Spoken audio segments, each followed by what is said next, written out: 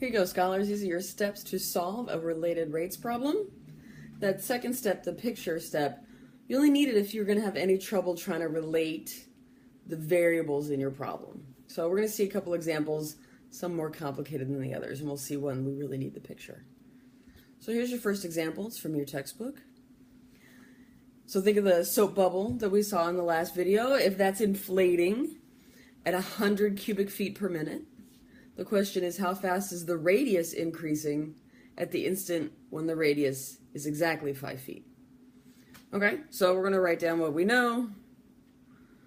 We know dV dt, because 100 pi cubic feet per minute, that's how fast the volume is changing.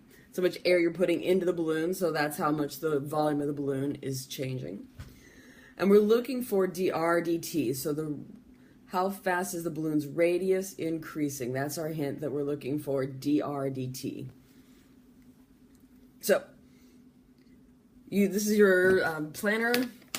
If you ever get stuck, sometimes there's geometry formulas maybe you don't remember. If you go to page 130, there's all the volume, all the surface area formulas that you're going to need.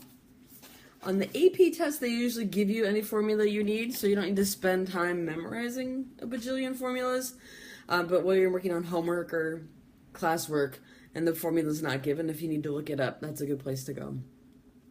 So hopefully here we're not going to have any trouble relating the two variables we need. The two variables we need in our equation are V, that didn't work, V and R. So obviously I know a formula for the volume of a sphere. It's volume equals 4/3 pi r cubed. So that's the equation I start with. My next step is to take the derivative of both sides with respect to time. So the derivative of v with respect to time we would just call dv dt. That's where I get dv dt. On the other side, 4/3 and pi, they're just constant multipliers, so they stay. Now I need the derivative of r cubed with respect to time. Well, the derivative of r cubed with respect to r is 3r squared multiplied by dr dt. That's how I get the 3r squared dr dt. Just notice the 3 in the denominator, this 3 here cancel, and now I have a formula for the rate of change of velocity, rate of change of volume of the sphere, dV dt. It's time now to plug in some of the values I know. So I already know dV dt. I said that was 100 cubic feet per minute, so I've replaced this, dV dt with 100 pi cubic feet per minute. I'm going to keep the units in on this one so you can see. On the other side I have 4 times pi times r squared, but I know r at this exact moment is 5 feet. Now it's just a matter of simplifying both sides and getting dr dt by itself. So I can divide both sides by 100 pi square feet, and I get dr dt is 1 foot per minute.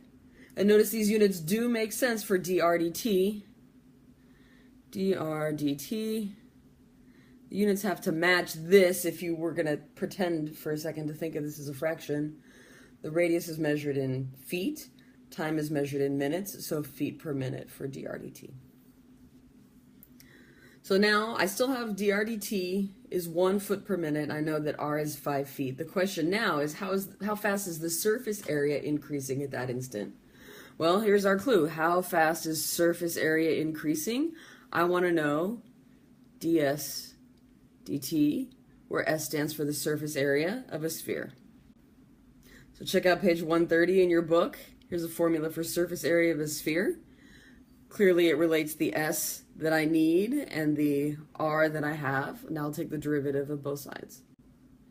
Now that I have a formula for the rate at which the surface area is changing, all that's left to do is plug in what I know. So I'm going to do that in the next line.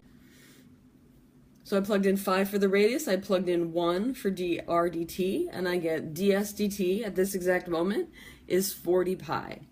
So I can double check the units. S is the surface area, it needs square distance units.